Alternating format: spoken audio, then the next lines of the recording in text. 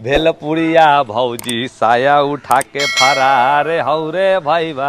अमीर बाबू ई गाना आप सुनतीन कि दिन पर दिन बिगड़ल जाता रूपवा के दासा नासा छोड़बा की ना हो आ तुहरे फिक्रिए भइली गोलल बतासा ना। समीर चौधरी और गोरखपुरिया के जो मैटर बाटे ई मैटर में बहुत बड़ा उतार चढ़ाव आयल बा और ई मैटर के जवाब सवाल होते लगल बा। और समीर चौधरी ऐसा हन कि गोरखपुरिया भौजी के छोड़े वाला है न। प्यारी समझ गई। अभी हमार गाना का हवा जिला नवादा पटनवा में प्रचार हौ रे भैया। भेलपुरिया भौजी साया उठा के फरार हौ रे भैया। भेलपुरिया भौजी साया उठ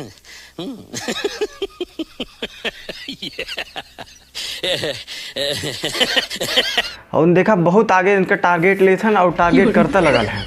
और का बताई कुछ बात गोरखपुरिया भौजी कहते हैं तो सुन ले। वाह भाई वाह, बहुत बढ़िया। भलाई का जमाना नहीं है दोस्तों। और समीर चौधरी अपनी बात कुछ कहते हैं, कुछ गाना गाई के कहते हैं। भाई गावा का गाना गाओ था गावा।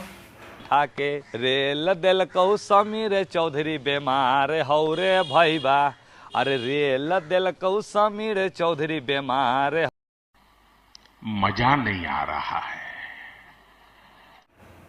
तो देखा कुछ अपन बात ऐसा ऐसा बात विचार करत हन कि बाप रे बाप को पूछे के ना यह सब बात बा का करबा। और देखा समीर चौधरी अपन टारगेट पे टारगेट एकदम गोरखपुरिया भौजी के ले हैं। गोरखपुरिया भौजी पर कुछ न कुछ टारगेट मारत लगल हैं। और उनका एक उद्देश्य हो कि गोरखपुरिया भौजी जो वीडियो बनावली गलत बस वही वीडियो के लेके एकदम मस्त हैं और उनके एकदम हौ रे भैया। भेलपुरिया भौजी साया उठा के फरार हौ रे भैया। भेलपुरिया भौजी साया उठा के कितने तेजस्वी लोग हैं हमारे पास, कितने शानदार विचार रखते हैं जी। और कुछ लोग मनोरंजन भी करवाते हैं। मस्त करे बहन यह सब बात बा।